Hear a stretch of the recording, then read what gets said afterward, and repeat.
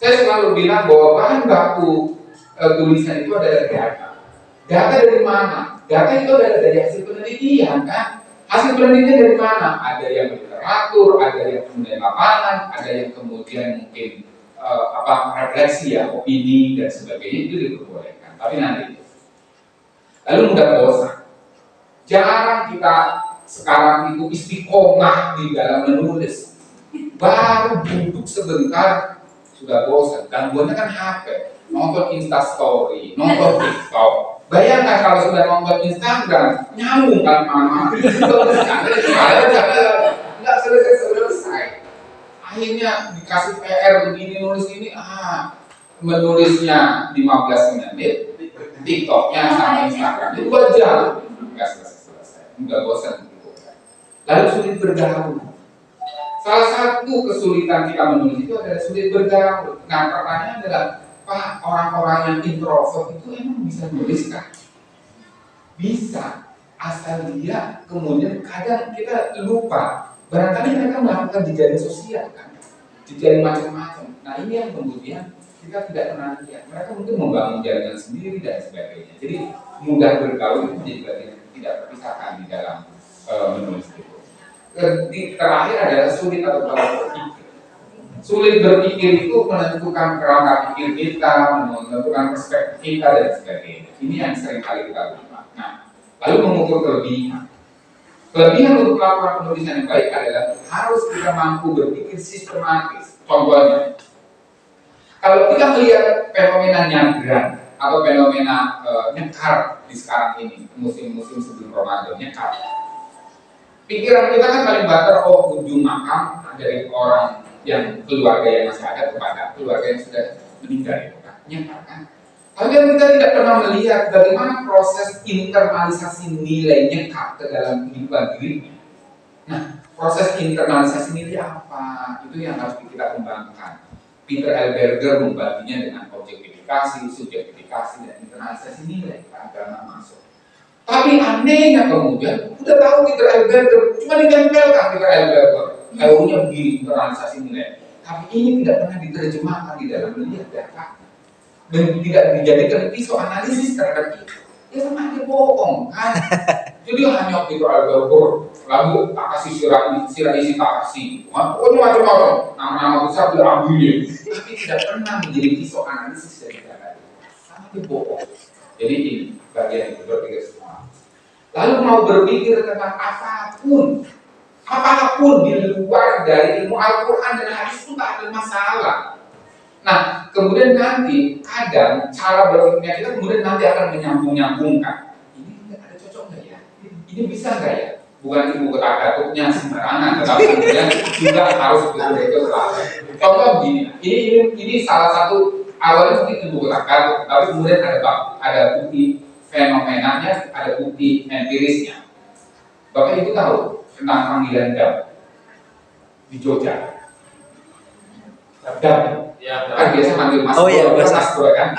Dam. Makanya dam makannya. Dam. Tahu itu kan ya. Tahu dari mana itu kan? Kalau Coroko, apakah kemudian di dalam kamus bahasa Jawa sebelum terbitan tahun 1890 kata itu muncul? Kata dam itu baru muncul di kamus bahasa Jawa itu tahun 90-an ke atas. Tapi 90-an ke bawah belum pernah ada. Berarti kalau dia walikan dari Wonocoroko, seharusnya tahun 80 sudah ada. Atau di bawah 90 ada. Itu baru muncul tahun 90-an ke atas karena disebabkan apa?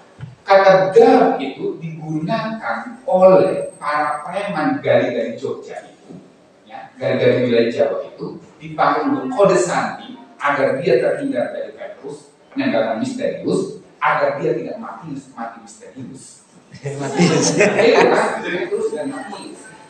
Ini dikenal oleh siapa kata dam itu? Oleh pimpinan geng motor Joksi. Siapa pimpinan geng motor Joksi itu? Adalah anak Kiai Klaten, temennya Mas Mila. Kenapa Mas Mila? Kalau temennya saya, temennya lagi. Dikenalkan itu kata dam. Nah, saya baru paham kenapa kemudian kata ini muncul. Rupanya ini adalah kode sandi agar orang preman-preman itu gali-gali itu terhindar dari Petrus agar tidak mati tadi, gitu kan? Dari mana pimpinan geng motor Joksin itu ngambil kata ini? Dari kata dabatul fil ard. Ada 11 makna di dalam dabatul fil ard. Hewan melata, tanda-tanda hari kiamat, orang sesat menyesatkan, orang jahat sekalian jahat, dan macam-macam. 11.000. Yang terjadi apa? Kalau kita ngomong preman gali itu masuk dalam klaster apa? Klaster orang jahat, orang sesat menyesatkan, kan? Apakah kemudian cocok dalam diksi dan maknawinya dengan dab itu? Makanya kata dab tidak akan bisa dimainkan di dalam lingkungan akademisi seperti ini atau lingkungan-lingkungan terhormat. Dia ada masuk di dalam ranah-ranah jalanan. Secara maknawi kepakai. Kata dabatul fil ardi kemudian dipotong dabnya itu. Clear kan? Apakah itu kata dab? Kalau menurut saya ngomong. Model seperti itu Pak, diksi. Belum kalau kita ngomong kata dombret di wilayah pantai utara Jawa. Dan mana kata dombret? Padahal diksi dombret itu tidak pernah ada di dalam kata bahasa Indramayu sebelumnya. Rupanya dombret itu adalah bahasa apa angkasan dari kata dan berucap saling terima kasih. Saya memberikan sesuatu kepada seorang perempuan, maka perempuan itu harus memberikan sesuatu kepada saya. Sumber daya apa yang mengatakan sumber daya perempuan? Tahu sendiri, saya tidak perlu jelaskan. Ini bukan pasar malam. Kita harus menghentikan hawa nafsu. Lanjut. Jadi berpikir apapun itu perlu. Kemudian luas dan berpikir Pak Bu. Tidak bisa selalu tidak hitam dan putih. Karena ingat ya, dunia penelitian dan dunia ilmu pengetahuan itu adalah dunia sekitar. Dunia yang elastis, yang bisa melihat dari perspektif manapun. Jadi kalau orang IIKI itu mohon maaf berkacamata kuda, hitam putih apa adanya, menurut saya perlu dikembangkan lagi ilmu tafsirnya, gitu kan? Karena kan ada 8 jalan untuk melakukan tafsir. Nah itu yang kemudian bisa dikembangkan lebih lanjut. Jadi luas dalam berpikir diterjemahkan di dalam ilmu Al-Quran, ilmu tafsir itu ada dengan refleksi 8 munasabah, 8 munasabah. Ayat bil ayat, ayat bil hadis dan sebagainya. Ayat bil adab, ayat bil histori, sejarah ya. Ya begini-begini kan saya belum tafsir hadis. Jadi berarti saya ngomong begitu, kamu nggak sabar dan ayat dan sebagainya kalau saya bukan tafsir hadis. Nah, lalu disiplin waktu Pak Bu. Ini yang sekarang sulit sekali disiplin waktu. Saya ngerti lah kalau ibu tahu jam 4 sampai jam 8 itu pasti bukan lagi dalam keluarga itu kan. Tapi kemudian kalau laki-laki, kalau sampai kemudian tidak disiplin waktu di pagi hari, Mbak Dian tahu lah bagaimana, atau Mas Erwin tahu bagaimana saya selalu kerja. Saya mulai ibu dari sejak dulu 2008, saya selalu berangkat ke kantor itu jam 5 kurang seperempat pagi.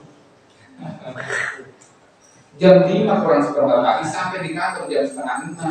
Setengah 6 saya sudah duduk. Jam setengah 6 itu sampai jam 9 pagi saya wajib mengetik apapun. Biasanya mengetik sampai 10 halaman spasi 1 dalam satu hari. Lupa mengetik apa saja, mengetik apa saja. Kalau ada kerjaannya mengetik naskah khutbah. Naskah khutbah itu adalah pilihan terakhir ketika saya tidak punya kerjaan. Kalau Bapak Ibu naskah khutbah adalah pilihan pertama. Karena itu bagi saya yang penting jurnal, buku dan yang itu prioritaskan. Tapi kalau naskah khutbah harus penuh dengan pengumuman dalam dan sebagainya, daripada saya ngambung dengan nulis naskah khutbah kan. Makanya naskah khutbah saya berbeda daripada yang lain. Kalau yang lain sholat 5 waktu, kalau saya enggak. Jalanlah ke muka bumi, tundukkan wajahmu dan lihat orang-orang sekitarmu. Disitulah ilmu pengetahuan hadir. Itu selalu naskah khutbahnya yang berhubungan. Lalu yang kedua tidak bosanan, artinya betah. Kita harus menjaga supaya betah. Lalu berani menetapkan dan mencapai target tadi seperti yang tadi. 10 halaman spasi 1 hari. Gitu. Dibagi pagi jam 5 sampai jam 9 ada 6 halaman. Sholat duhur, setelah sholat duhur 2 halaman, setelah pulang ke rumah 2 halaman, selesai kan? Ya kan 1 hari. Jadi mengerjakan skripsi, mengerjakan disertasi sudah cukup 1 bulan saja. Apa yang lama itu kan? Mungkin ada penelitian 3 bulan sebelumnya. Data siapkan. Tapi proses menulis mungkin 1 bulan cukup. Kalau ada Pak dosen beralasan, saya sedang nulis disertasi. Sejak kapan Pak? Sejak tahun kemarin gitu. Itu perlu dipertanyakan. Pak, langsung. Kenapa? Jangan nulis lagi. Jadi 1 bulan sudah cukup dan banyak kan. Dan seterusnya. Nah, ada 3 model dasar menjadi peneliti dan kemudian ini menjadi peneliti dan penulis. Pertama adalah sensitivitas, rasa ingin tahu tentang sesuatu. Kalau kita tidak punya rasa ingin sesuatu yang tinggi terhadap lingkungan kita, terhadap amatan di sekeliling kita, ya selesai. Kan di dalam aturan sudah jelas, lihatlah orang-orang sebelum kamu agar kamu mendapatkan pelajaran dari itu. Kata hikmah kan? Bagi saya kata hikmah itu adalah ilmu pengetahuan kan? Penelitian di dalamnya. Nah itu sensitivitas, rasa sensitivitas. Untuk menguatkan sensitivitas, saya teringat dengan Imam Al-Ghazali seperti cermin. Hati itu ibarat cermin. Kalau digosok terus kan bening. Nah, kalau bapak ibu tidak sensitif terhadap lingkungan, berarti hati bapak ibu ada boleh. Imam Al-Ghazali itu ngobrol dia. Jadi itu ada hubungannya dengan perasaan beragama kita, dengan internalisasi agama kita. Lalu yang kedua adalah kemahiran pengumpulan dengan metode dan analisis data yang kemahiran pengumpulan dan analisis data yang didukung metode yang tepat. Ini menjadi poin penting Pak. Ya. Jadi kita ada yang spesialis. Kalau dulu kami di peneliti juga ada spesialis dan gelarnya aku, sama-sama aku. Tapi aku yang satu itu adalah ahli perjalanan utama. Hanya jalan saya melakukan penelitian, tapi tidak pernah menghasilkan tulisan. Itu namanya aku. Mungkin dulu juga ada yang ahli aku kan. Tapi ada yang aku yang beneran, aku yang kemudian habis dari lapangan menulis, jadikan artikel jurnal, jadikan buku dan sebagainya. Nah itu terserah pilihan bapak ibu di mana. Biasanya yang aku yang pertama ahli perjalanan utama itu hanya ada 3 P. Akhirnya melakukan 3 P. P pertama adalah pesawat, jalan naik pesawat, pokoknya perjalanan. P kedua adalah mencari penginapan yang enak ya. Di mana kota yang enak? Oh itu. P yang ketiga apa? Pasar. Cari oleh-oleh. Ibu-ibu kalau ke lapangan pasti akan mikir, belum ke lapangan sudah cari oleh-oleh. Itu kelakuan yang di sana. Di sini percaya saya. Tapi yang ketiga adalah kemahiran. Ini memang saya kagum dengan pesantren Anukoya ya, yang di Madura. Itu sudah mulai mereka belajar dari SMP itu belajar betul-betul bukan untuk menulis esai. Dan pesantren Anukoya santri-santri itu sekarang sudah mulai melambung tinggi nama-namanya menjadi penulis-penulis esai terbaik, penulis buku dan sebagainya. Kenapa sulit-sulit amat? S3 selesai kan disertasi berbasiskan apa? Penelitian kan. Sulit beasiswa. Nah kalau beasiswa itu ada sendiri. Saya mendapatkan beasiswa dari Amerika itu tanpa tes. Yang lainnya 5 tes, yang lainnya 5 kali seleksi, ya 5 tahapan seleksi. Saya mendapatkan beasiswa Ford Foundation selama 2 tahun dari Amerika itu tanpa tes. Salah satu caranya apa itu? Nulis. Jadi dulu itu ya lembaran administrasi itu yang formulir dari Ford Foundation saya ambil. Saya tulis semua nama-nama itu lengkap, tapi ini nggak tahu inisiatif pribadi itu apa sih, nggak ngerti. Atau jalan Allah kasih itu nggak tahu saya. Saya lalu menulis 5 halaman spasi 1, menulis tentang apa ya, tentang fenomena yang saya hadapi di masyarakat Cirebon bagian utara. Saya tulis itu Cirebon adalah kota gersang, gerak hati merangsang, geraknya begini. Benar di dalam beasiswa kata formulir itu. Tapi yang terjadi sudah saya lampirkan itu saya staples. Waktu itu masih manual ya, bukan digital online gitu. Staples saya kirim ke Ford Foundation Jakarta lalu dilanjutkan kamera. Nah, apa yang terjadi Pak Bu? rupanya ada 5 dewan juri, 3 asing, 2 lokal Indonesia.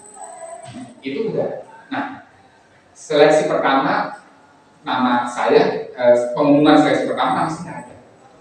Kan berarti kalau seleksi nama pertama nggak ada, tahap pertama tidak ada, nggak perlu ikut seleksi kedua kan? Sudah hilang. Saya menunggu tadi sampai seleksi akhir tidak ada, seleksi wawancara akhir nggak ada. Apa yang terjadi kemudian? Pengumuman foundation nama saya masuk dalam urutan pertama. Karena saya kaget, loh, ini nggak ikut seleksi, tapi kok ini dikira kalau ini mungkin kayak memang gelap kan? Apa namanya? Nepotisme kan? Rupanya kemudian saya ditelepon oleh direktur cabang Jakarta, direktur foundation. Saya bilang begini, tanya, Pak Ali, betul ini Pak Ali? Betul. Pak Ali lulus ini beasiswa Foundation Amerika dengan uang bulanan 6 juta SPP gratis. Bayangkan di tahun 2004 kalau saya dapat 2002 saya mendapat uang bulanan 6 juta. Kan lumayan kan? Nah, bulan 6 Bapak lulus, loh kan saya enggak ikut seleksi apapun Pak Bu.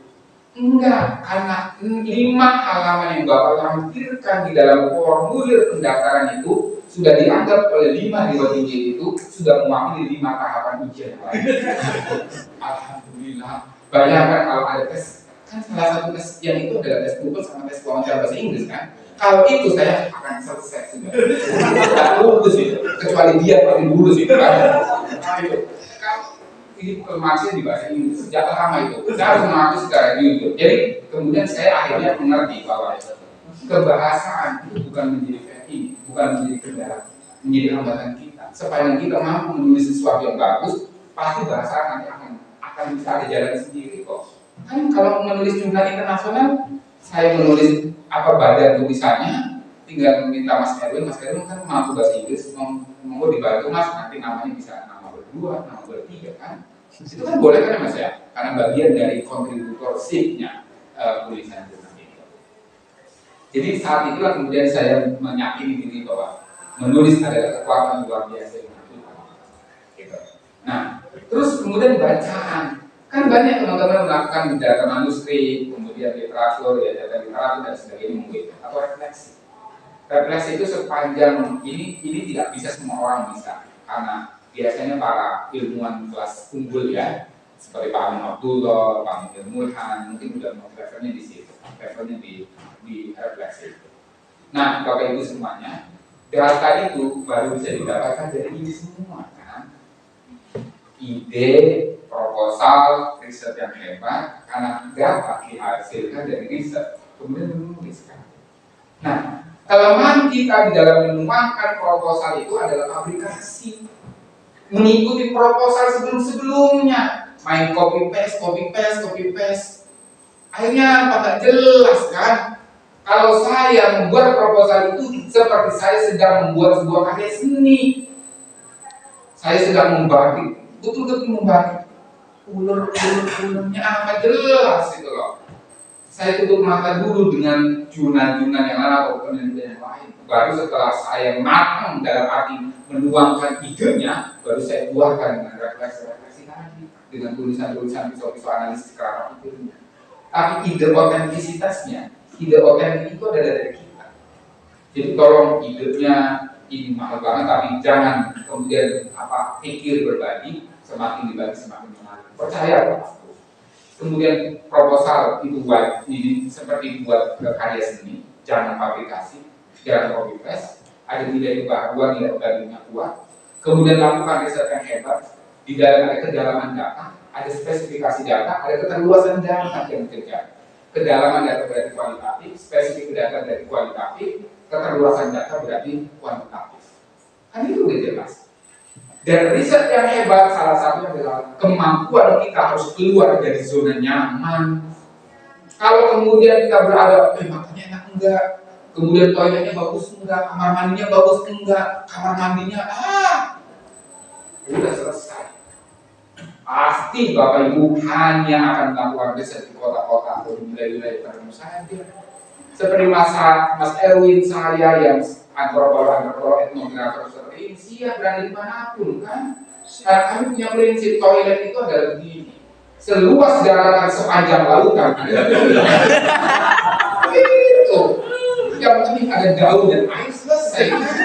Masalah untuk menutup itu gampang. Baru aja sepanduk 1 meter kali 4 meter. Sekali yang dari jalanan itu yang partai politik itu loh, Mbak R, Mbak A, saya nggak mau menyebutkan nama partai itu kan. Baru sepanduk itu keliling.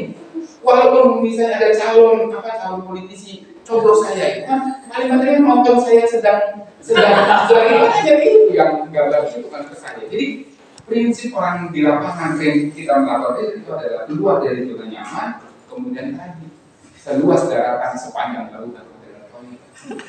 Itu harus diimplementasikan. Kan yang penting kan najisnya hilang. Kemudian menulis. Nah, targetnya harus baik dan lugas. Jangan pernah mentransmisikan kerutan berpikirnya kita kepada pembaca. Kan ini yang paling sering terjadi, mentransfer kerutan berpikirnya kita kepada pembaca atau kepada editorial board gitu kan, atau kepada tim reviewer. Udah saya sulit menulis, ruang di sini ditransfer, ya udah selesai. Mohon maaf, jurnal ini tidak menerima tulisan Anda. Mungkin bahasa luar negeri halus, karena tidak sesuai dengan aim and scope, tulisan Anda ditolak. Padahal rumit. Berpikir itu aja sebenarnya. Cuma pakai bahasa aim and scope apa itu bahasa halus-halus saja itu. Ada rumit aja itu sebenarnya intinya. Nah, Bapak Ibu semuanya, dalam proses menulis itu sebenarnya kita punya 3 hal ini: menata, mengolah, dan menjabarkan. Menata berarti mulai proses transkripsinya jelas, mengolah berarti klasterisasinya jelas, misalnya isunya apa dialihkan kemananya. Jadi kalau di dalam bahasa kita MILS ya, kualitatif pengolahan data itu, MILS itu klasterisasi dan klasifikasi data, sama dan sebagainya. Lalu menjabarkan ini kemana, dibunyikan datanya dengan visual analisis yang kita punya dan seterusnya. Nah, jadi oleh karena itu kebiasaannya sebelum kita ke lapangan itu tabel asparen ini harus punya dulu. Asparen itu aspek, variabel, sama indikator. Itu harus dijelaskan dari awal supaya nanti plotting untuk itu sub B loh, itu sub C loh, itu sub D itu harus ada, udah jelas clusternya dan seterusnya. Nah, termasuk sumber-sumber data, termasuk ketika kita mau melakukan penelitian lapangan atau sebelum turun ke lapangan, bikin tentative outline. Yang sering kita lupa, tentative outline atau sistematika penulisan itu adalah orang setelah lapangan. Padahal sebaiknya sebelum ke lapangan, supaya nanti para Bapak Ibu sebagai dosen tolong kalau membimbing mahasiswa, tentative outline tolong disiapkan sebelum orang melakukan penelitian atau melakukan penelitian ke lapangan itu supaya jelas di arahnya. Karena kalau kemudian membuat tentative outline setelah dari lapangan, itu akan beresiko tinggi, data akan kosong kan. Ini, ini. Jadi diarahkan dulu, baru nanti kalau ada temuan data, baru kita masukkan ke namanya tentative kan bisa berubah semua. Jadi ini yang tentative outline tesis seperti itu, misalnya yang anak bimbingan saya. Kemudian ini yang buku saya, yang kuliner tradisional. Bayangkan saya menulis berapa buku. Dari 10 saya menulis sekitar 8 ya. Kalau sebenarnya saya kalau egois, saya bikin sendiri di buku. Kan nama saya 8 dari 10. Makanya ini saya tidak nilaikan, per item tidak saya nilaikan. Saya hanya nilaikan ini karena ya saya nggak butuh ya, tetapi ya sudahlah masih kesempatan teman-teman anggota tim yang terlibat di dalam penulisan itu. Ada teman Mas Erwin Jalu masuk. Padahal Jalu mungkin menulis hanya 3 halaman, tapi saya berikan tambahan lagi. Nah, ini kuliner. Ini pun dari suatu fenomena yang lucu, fenomena budek, fenomena bakpia patu, kemudian fenomena macam-macam itu yang kemudian saya menawarkan tentang taksonomi kuliner. Kan selama ini orang biologi menawarkannya adalah taksonomi tumbuhan yang ada kingdom, subkingdom, ordo, spesies, family, macam-macam. Masa kuliner saya tidak ciptakan? Kan kingdomnya apa? Dari kuliner. Makanya kemudian ada soto-sotoan, ada sate-sate. Iya. Ada kuliner begini. Coba yang satu spesies dengan soto-sotoan itu apa? Sebutkan. soalnya kalau tapi yang satu ordo dengan sop terus empal gentong, rawon, itu soto-sotoan sebenarnya. Kalau nanti indikator itu sampai orang kantor, jadi itu diterima sebenarnya di ethic food. Taksonomi kuliner ini sudah review terakhir nih. Tentang taksonomi kuliner ini, tentang saya menawarkan kingdom dalam makanan ini. Kan nggak ada kan? Kapan lagi ini kesempatan saya untuk menawarkan kepada dunia tentang taksonomi kuliner daripada saya didahului oleh pamina dari duluan kan? Betul bagus. Saya makanya kemudian saya membuat sistem dulu. Sebelum sampai kemudian membuat taksonomi, saya harus membuat sistemnya. Sistemnya itu kalau di tumbuhan itu ada kodifikasi tumbuhan yang terdiri dari 125.000 tumbuhan. Saya punya kodifikasi kuliner yang terdiri dari 15.700 jenis item makanan. Coba ode-ode ada, jelas ada semua. Jadi itu ode-ode sejarahnya panjang, ini panjang. 15.700 itu bukan hanya nama makanan doang, tapi ada nama sejarahnya makanan, kemudian ingredient makanan, cara memasak makanannya, kemudian apalagi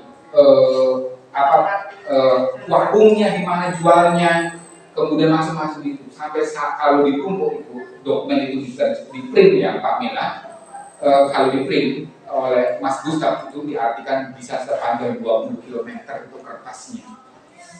20 km kalau diaparkan begitu jejer itu kan.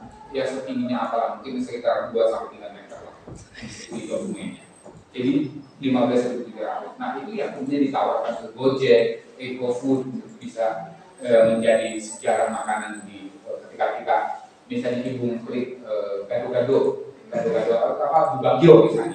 Nah keluar sejarah Bubagio lahir pada tahun.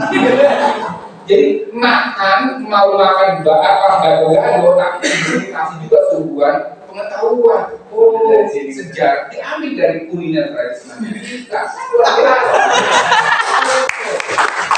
Dan itu dibiayai oleh LPDP 1,2 miliar plus oleh Bekraf 500 juta, 1,7 miliar itu. Dengan karya itulah saya kemudian mendapatkan Satya Lencana Wirakarya Pembangunan. Mudah melakukan apapun itu kan, uang dapat, penghargaan presiden dapat, yang belum dapat perjalanan ke Amerika. Kemarin baru yang mau dapat tapi rupanya konten, makanya online itu udah nggak usah. Nah, jadi sistematika sementara begini ya, jadi harus ada yang zona global, yang ini yang yang kita ajukan ke teknik food sama Mas Gustaf. Lalu yang ini saya kira yang kalau Pak Prawijaya yang nasional ya, yang hari nasional itu pendahuluan macam-macam saya kira udah ada rumusan sendiri. Nah, jadi intinya membuat organnya kan harus judul rumusan masalah, kemudian turunkan masalah sebagian dan sebagainya. Nah, Bapak Ibu, ini kan cara kita menerjemahkan data. Ini yang sering kita lupa. Kadang sering memisahkan, kemudian data sebelah sana, kemudian teorinya sebelah sana. Enggak. Ketika kita mau melakukan data dan penganalisaan data, itu sebenarnya ada satu kelindahan pemikiran kita yang sering ini. Contohnya ini kan, ini teorinya di sebelah sini, kemudian diturunkan, menurunkan ke dalam konteks, tapi ditulis tuh kamu, tulis gitu loh. Jangan mudah begini, ke sana. Lalu data wawancara masukkan, lalu analisis data. Jadi saling berkelindahan, saling menjelaskan. Coba bayangkan Bapak Ibu sekarang lihat tulisan mungkin mahasiswa kita atau teman-teman kita di tempat lain. Sini teorinya, bayangkan. Salah satu bukti yang paling penting itu begini. Bagian pendahuluan mungkin sekitar 10 halaman. Bagian metode mungkin 5 halaman. Yang paling banyak itu bagian apa? Tinjauan pustaka. Dan kita teori kan bisa sampai 20-30 halaman. Saking mudahnya copy paste. Karena ingat Pak Bu, perhatian kita, mata kita tidak lepas dari sebuah internet atau sebuah buku 10 menit saja, maka peluang pelajaran itu sangat tinggi. Dan akhirnya terjadi buktinya bagian tinjauan pustaka kerabat teori sampai 30 halaman, sementara bagian hasil dan pembahasan ada yang lebih kasar lagi kalau kita membaca terbitan-terbitan yang lain dari kementerian, bukan kementerian yang bagian di masa lalu. Itu bayangkan hasil dari pembahasan 5 halaman. So, ini penelitian lapangan, tapi kenapa hasil dari pembahasan cuma 5 halaman? Yang berbedanya adalah kerangka teorinya. Mau apa gitu loh? Lalu penutup 2 halaman. Luar biasa kelakuannya. Jadi tolong, nah ini harusnya dibalik. Data hasil dari pembahasan itu kan adalah hasil penelitiannya kan? Itu yang harus lebih lebar daripada di jauh pustakannya. Nah ini nanti Mas Erwin mungkin bisa bercerita tentang pengalaman membuat jurnal nanti. Termasuk seperti ini Pak Bu. Jadi bagaimana kemudian memadukan data wawancara dan observasi di dalam artikel ilmiah kan?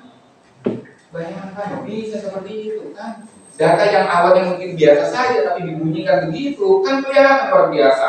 Kemudian sekali lagi misalnya, menurut teori Foucault bahwa kerangka bangunan yang berbentuk O dan U seperti pesantren itu adalah penjara kan? Kuasa, relasi kuasa yang betul-betul mutlak kan? Nggak ada pesantren yang berbentuk O kan? Rata-rata berbentuk U, pintu masuk dan sekaligus pintu keluar. Disitulah kontrol terjadi. Relasi kuasanya adalah patron menguasai klien. Pesantren, dunia pendidikan rata-rata U. Nggak ada yang linear lurus-lurus saja, nggak ada. Yang semua orang bisa menghadap masing-masing, nggak ada. Nah, itu udah dalam benak kita, di dalam basis teori kita menerjemahkan bentuk bangunan yang bentuk O dan U saja, itu sudah tidak terbatas. Jadi, ini yang harus menjadi visual analisis kita dan seterusnya. Nah, ini contoh-contohnya. Dan karena ada Mas Erwin nanti. Nah, sekarang mungkin 10 menit lagi Mas Erwin. Proses mengelola tulisan, Pak Bu. Saya selalu berusaha untuk memadukan antara data lalu analisis sama teori. Ya. Makanya kemudian kadang saya membuat pembagakan data itu yang masuk dalam tulisan kita itu minimal 50%. Selebihnya adalah data analisis beserta kerangka berpikirnya kita itu masuk. Ada 20%, ada 30%. Jadi ini di dalam data berarti mengalirkan narasi untuk membuat tulisan semengalir mungkin. Jangan mentransmisikan keluaran berpikir ke pembaca. Prinsipnya itu. Nah, oleh karena itu saran saya ketika Bapak Ibu menulis, tolong nih untuk menulis awal lupakan dulu rujukan. Kadang rujukan itu membuat kita mati kutu, membuat kita mati kutu, tidak beralih pandangan. Jadi lepaskan dulu. Walaupun kita tahu rujukannya itu apa, itu kan tahu rujukannya seperti apa, tapi tahan dulu, tunda dulu. Nah setelah itu kemudian alirkan dulu dari A sampai Z, selesaikan dulu Pak Bu. Baru kemudian baca kembali, isi rujukan-rujukan, isi data besar macam-macam, itu akan selesai. Nah, lalu mengikat atau mencari hubungan antara satu aspek dengan aspek. Jangan biarkan satu aspek sendiri berdiri sendiri, tapi tetap dihubungkan dan dihadapkan antara satu dengan lainnya. Ini kemudian ditaukan dengan universalitas keilmuan. Baru keselarasan narasi, terus mengenalkan diri pada penindakan utama, teori dan sebagainya. Lalu narasi mengalir dengan tata bahasa yang baik. EYD itu menjadi poin penting dan kesalahan tulis itu menjadi poin yang harus kita hindarkan. Jangan dianggap sepele mengalirkan bahasa. Kalau terlalu banyak tipe itu kan ngeri kan? Jangan, itu harus dijaga. Nah, kemudian keberanian melakukan data dengan teori. Penulis sebenarnya memiliki kuasa atas temuan datanya. Kuasa itu tentu didasarkan pada perspektif dan bangunan teori yang digunakan. Sepanjang sesuai kaedah ilmu pengetahuan dengan soliditas pada bangunan teori yang digunakan, maka penulis sah-sah saja menganalisis dan menafsirkan data yang ada. Saya teringat dengan teorinya apa siapa? Tulisan penulis telah mati.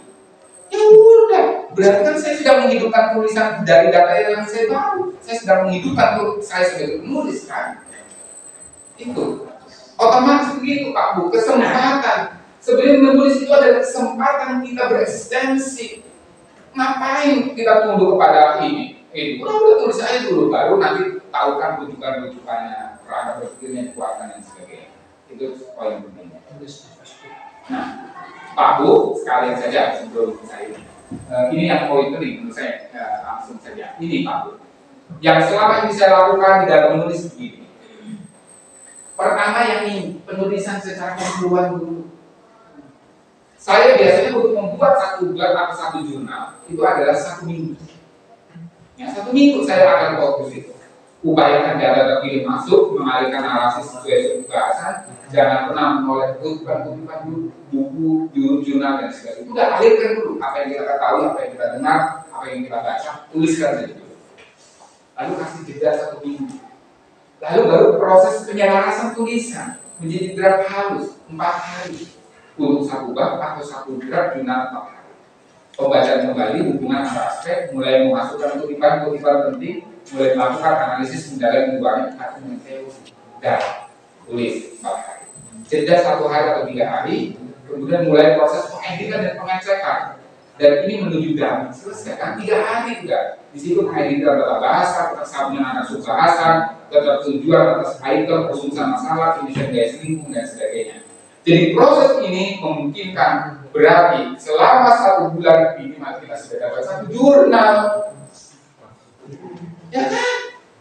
Mudah 1 jurnal. 1 bulan maksimal itu 1 bulan loh. Maksimal. 1 jurnal 1 bulan. 1 bulan maksimal itu 1 jurnal. Melakukan itu kan. Berarti kalau 12 bulan, ya 12 artikel. Kenapa Bapak Ibu baru setengah jurnal? Hah? Itu. Nah, saya pernah panen Pak, 1 tahun bisa sampai 14 jurnal. Saya tahu. Jadi masa panen itu adalah luar biasa. Nah, nanti Mas Erwin gimana cara membuat jurnal? Nanti sampaikan. Saya nanti minta tambahan dari Mbak Dia, karena Mbak Dia ada pengalaman bagaimana kemudian mencocokkan sebuah jurnal yang memilih jurnal yang sangat sulit ya, yang di Inggris MLA. Scopus Q1. Belum. Tapi kesulitan untuk diceritakan. Nah, jadi latihan menulis sekarang adalah seperti ini Pak, menyalin setelah salin dulu, ambil opini koran, Kompas, saya anjurkan Kompas dukung opininya, lalu salin sebanyak 3 kali, waktunya pakai tulis tangan, jangan pakai komputer, tulis tangan, sekali-kali ngerjain, tulis tangan 3 kali, Senin, Rabu, Jumat. Salin, misalnya kemiskinan masyarakat Rembang, tulisan di opini Kompas itu. Sementara tulisan kita mau ngomong tentang Gunung Kidul ya. Salin apa adanya dulu, Rembang, pokoknya Rembang saya dulu. Baru proses mengubah, 3 kali lakukan. Yang sana Rembang, geser ke Gunung Kidul. Semua kata-kata tentang Rembang diganti Gunung Kidul. Semua data tentang Rembang diganti dengan Gunung Kidul. Tapi ingat, jangan diterbitkan. Itu plagiasi. Kan baru namanya latihan, siapa suruh mau terbitkan, kan ini baru latihan kan? Baru mulai proses menulis bebas. Nah, menulis bebas intinya adalah apa sih pesan setiap paragraf itu, main idenya apa? Itu yang kita ambil. Lakukan 3 kali lagi. Insya Allah Pak Bu, selesai. 1 artikel selesai, 1 jurnal selesai. Dan jadilah Bapak Ibu rektor, kepala, profesor. Kan enak. Sulitnya apa itu? Udah, saya kira itu saja lah. Nanti diceritakan, ini nanti akan dibagikan ke Bapak Ibu semuanya. Ya. Nah, ini yang plagiarisme dan sebagainya. Penutup sebelum terakhir, penutup. Sejak kecil, saya tidak memiliki tradisi tulis menulis sama dengan Bapak Ibu di sini. Dalam keluarga. Kan mungkin yang anaknya profesor ada di sini. Ada, syukur alhamdulillah. Kalau saya percaya mungkin ada anaknya guru tulis. Tidak apa namanya? Kalau apa namanya? Cari ada ya. Itu guru tulis ada. Mungkin ada. Artinya tidak ada bakat yang diolah dalam lingkungan keluarga. Tapi seiring keyakinan bahwa ilmu pengetahuan menaikkan derajat para ilmuwan, kewajiban studi dan pencapaian karir, ikhtiar menulis yang baik, benar, sistematis dan komprehensif pun terus dilakukan. Komitmen dengan niatan dan kemauan keras adalah prasyarat utama bahwa menulis itu mudah. Melatih dan menjadi diri dalam menulis adalah membentuk kesejahteraan diri kita sebagai ilmuwan berkarakter dan berkemampuan. Kalau Bapak Ibu sudah mengikhtiarkan diri sebagai dosen, sebagai sivitas akademika IIKI An-Nur di sini, otomatis mau kita mau dunia penelitian dan dunia tulis menulis adalah bagian dari kehidupan Bapak Ibu semuanya. Kalau itu dilupakan, ya Bapak Ibu siap akan terlengser, akan siap ditinggalkan, ya kan Pak Bu? Seperti itu, prosesnya kan itu, urusannya kan itu. Urusan kita menjadi dosen berarti urusan dunia penelitian, pembelajaran, dan penulisan menjadi bagian dari paket pekerjaan kita. Saya memilih, saya Mas Erwin bagian memilih menjadi peneliti, berarti siap-siap berada pada lingkungan penelitian dan penulisan. Komitmen kan kuat sih. Saya kira itu Bapak Ibu semuanya. Ini adalah contoh-contoh kita melakukan presentasi, tapi itu nanti kita yang kesempatan. Akhir kalam, Assalamualaikum warahmatullahi wabarakatuh. Ya, alhamdulillah luar biasa Pak